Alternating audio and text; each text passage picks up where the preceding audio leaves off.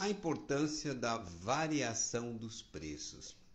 Nesses momentos de alta de preços que nós estamos vivendo, todos os segmentos políticos, né, e da população organizada reivindicam o controle dos preços, em especial os alinhados à esquerda e muitos dos que se auto-intitulam de direita também têm essa tara pelo controle dos preços.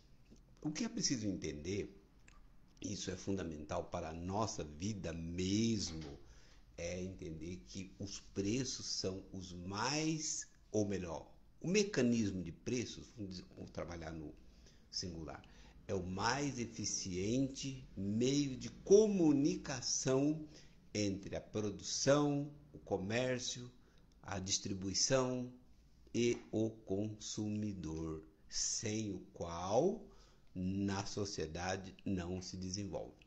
Ludwig von Mises, um dos principais nomes da chamada escola austríaca do século XX, até diria que é o principal nome da escola austríaca do século XX, ele publicou um texto, um livro, em 1929, chamado Uma Crítica ao Intervencionismo, que é uma coletânea de artigos que ele já havia escrito há alguns anos, e mostrando por que a sociedade socialista não teria resultado positivo no sentido do aumento da produção da riqueza.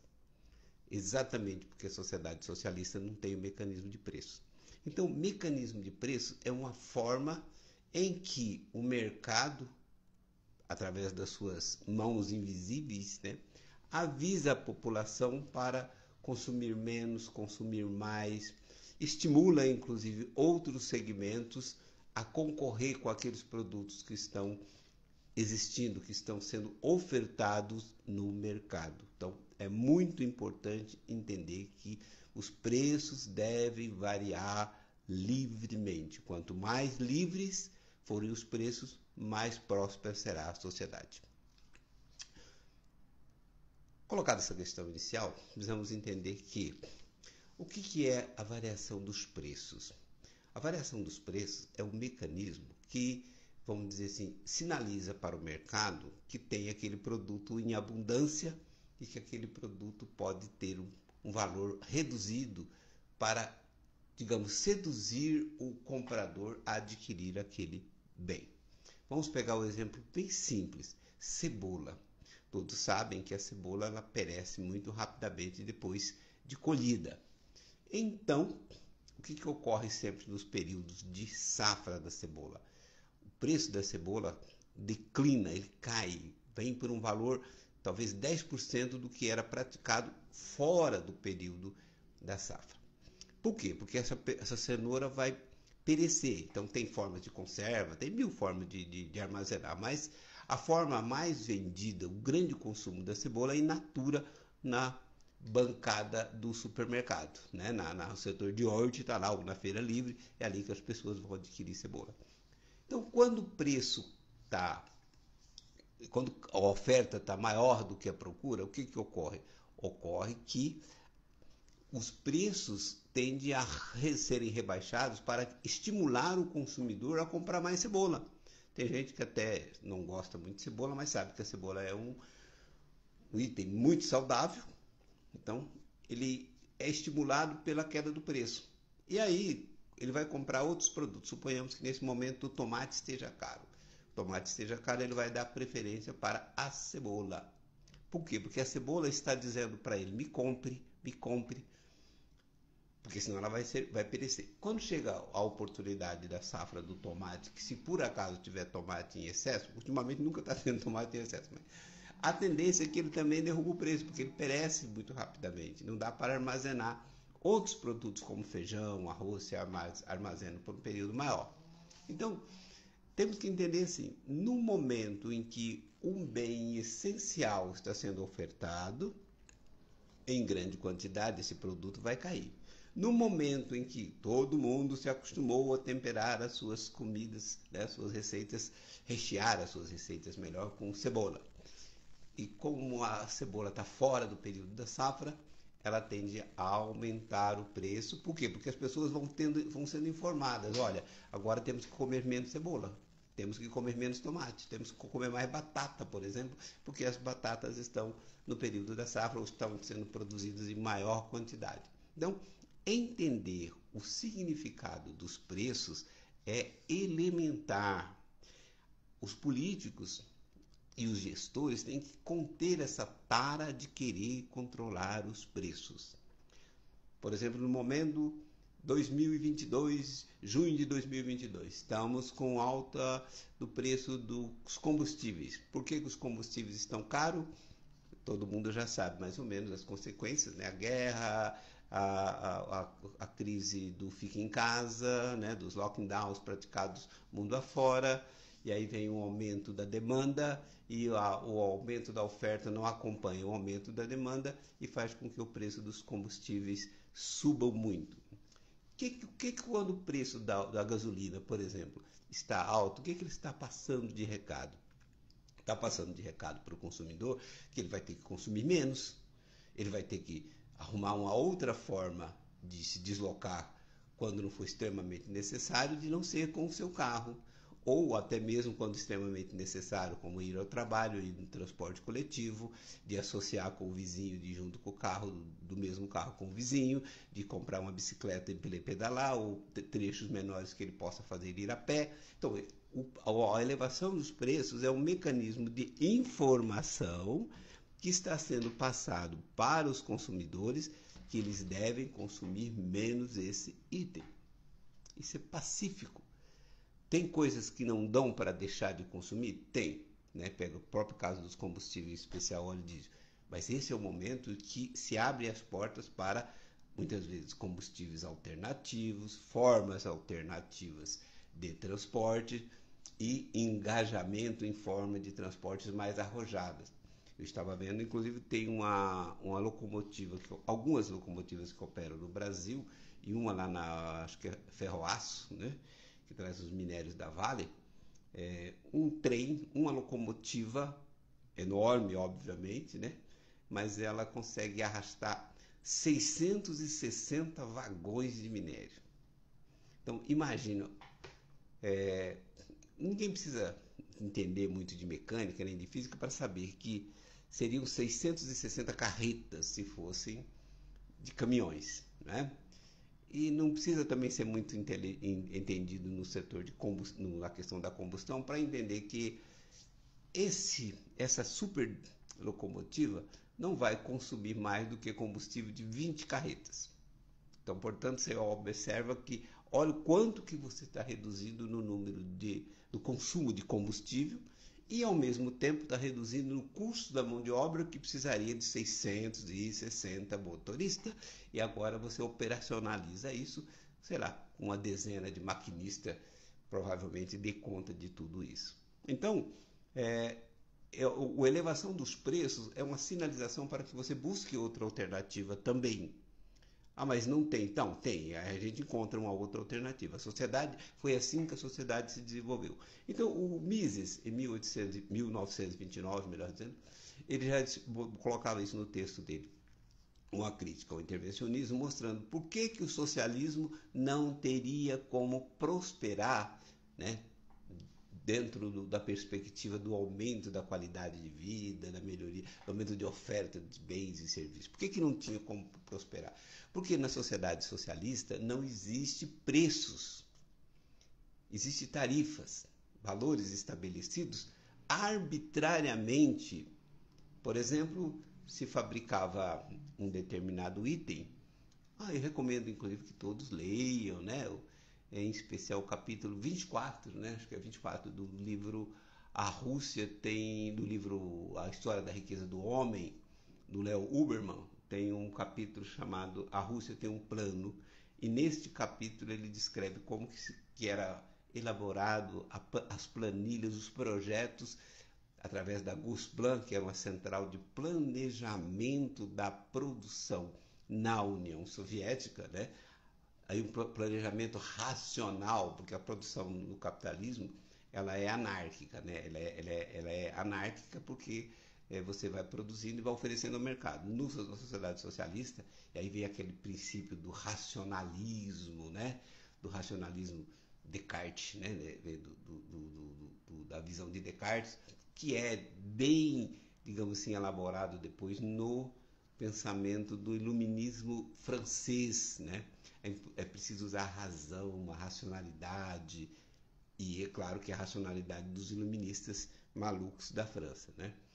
Mas é isso que esse princípio que está presente na visão dos socialistas, né? Então a sociedade capitalista ela produz de forma anárquica e nós precisamos então organizar, projetar. Então é interessante ver essa questão do Léo Huberman, porque dela deriva, inclusive, toda essa visão que, inclusive, muita gente de chamada de direita, que nem todos são, mas chamada de direita, tem essa perspectiva do controle. A própria questão nacionalista em si, quando você despreza as leis de mercado, é uma visão de controle, é um racionalismo, não é pode não ser um racionalismo iluminista francês, mas é um racionalismo na perspectiva de controlar. Isso que. E aí fica claro, só fechar esse ponto, fica claro que todas as alternativas, né, todas as sociedades que se guiaram por essa alternativa do controle do preço, controle da produção, para atender aquilo que uma equipe de técnico entende como sendo necessário, aquilo que está inclusive na cabeça do Lula, né, na campanha de 22, quando ele fala que a sociedade, a classe média, que as pessoas deveriam nascer e aprender o que elas precisam para viver, né? Quando ele cita que a classe média tem 3 televisores em casa, quando na verdade precisa de um televisor, né? Então, olha o que está na cabeça racionalista, que está na cabeça do iluminismo francês, né? Não que ele seja um entendido do iluminismo francês, mas ele assimilou os princípios do iluminismo francês. Esse é a cabeça do Lula e a cabeça de todos os socialistas. E é a forma de desprezar as informações passadas através do mecanismo de preços. Então, por isso que os preços devem flutuar livremente, porque não é apenas o ganha e perde. Ganha de quem produz, perde de quem compra. Não, não é isso. O mecanismo de preço é mecanismo de informação, é meio de informação. Numa sociedade de mercado, de livre mercado, você tem uma quantidade de informações sendo transmitidas simultaneamente que nenhum órgão governamental, por mais supercomputadores que tivesse, por mais algoritmos capazes que tivesse, seriam suficiente para dar conta dessa quantidade de informações. Se você vai imaginar, por exemplo, até no campo vestimenta, né? Quantas roupas, quantas calças seriam necessárias para que as pessoas tivessem, né? Então, sei lá, as pessoas mais minimalistas, um homem teria lá 4 calças jeans, né? Uma mulher já mais vaidosa, ela precisa ter 40 pares de sapato, né? Se não tiver 40 pares de sapato, não vai combinar. Mas para que 40 pares de sapato? Diria um racionalista, diria o Lula, né? A Janja pode ter 80, 250. Mas o Lula diria assim que para as mulheres dos outros, né? Onde já se viu, para que mais do que 4 pares de sapato é o suficiente, né? Um homem pode se virar muito bem com 2 pares de sapato, né? Pode, não vai morrer por falta. Só que não é assim que a sociedade se desenvolve. A sociedade se desenvolve quando o mercado possibilita todas as informações e aí tem pessoas que precisam ter 40 pares de sapato e tem outro que precisa ter 2 pares de sapato. Quem vai dizer qual é a quantidade? É o próprio mercado. Assim como tem pessoas que querem um gasto que são fundamentais para elas, né? Por exemplo, na época que eu morava no interior do Paraná, longe do litoral, eu lembro das pessoas que se sacrificavam para poder passar 15 dias em Guaratuba, 15 dias em Matinhos, né? Para passar pelo menos 15 dias no litoral paranaense. É uma demanda que aquelas pessoas tinham, né? Eu passava alguns anos sem ir para a praia. Não era uma demanda para mim. Provavelmente as coisas que me demandavam, as coisas que para mim eram importantes, não fossem importantes para aqueles que não abririam mão de ficar pelo menos uma semana no litoral paranaense. Então, isso é respeitar as leis de mercado. E quando você respeita as leis de mercado, o próprio mercado vai criando, vai apontando para as pessoas aquilo que precisam ser produzidos.